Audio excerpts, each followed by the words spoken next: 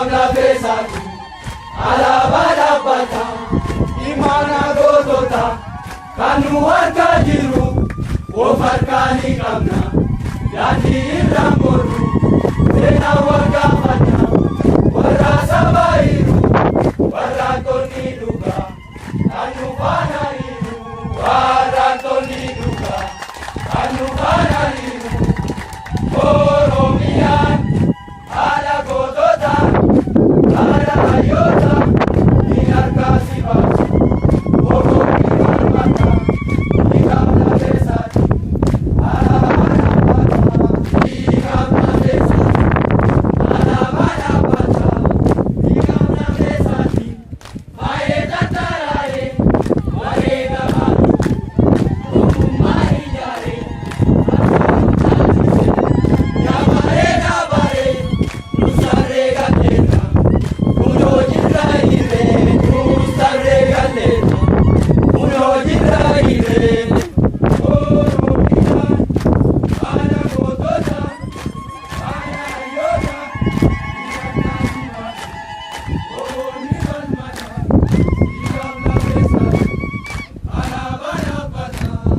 Igabla pesati, alabada bata, mata, irkusa basere, awe bidandota, kunkudo kotane, garala funkamne, dinana irate, namba patagunga, namba patagunga, kapsogo finise, Oromian, ala godota, ala ayota, inarkasi basu, ogoni falmata, igabla pesati, ala barabata, igabla pesati, ala barabata, yalan kapso saba, niratware gama, ala ba oromo, yalan donisani, mutis galmangenya, ayo kadesani, Ujabilisuma, ekere kayani, Ujabilisuma, ekere kayani, Oromia, ala kudota, ala yota, inarkasi basu, ogoni falmata, igabla pesati, ala barabata,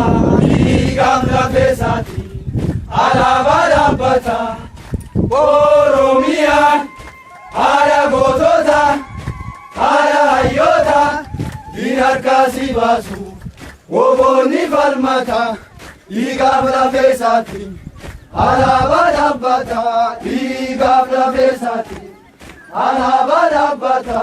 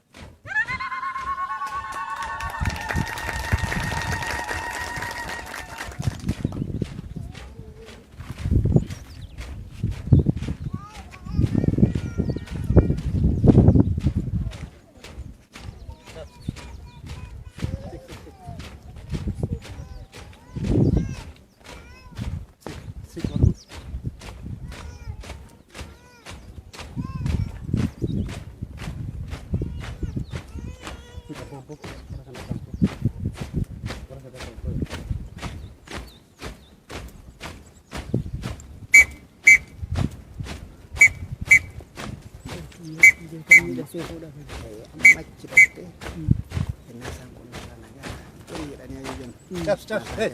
Gama. Stop.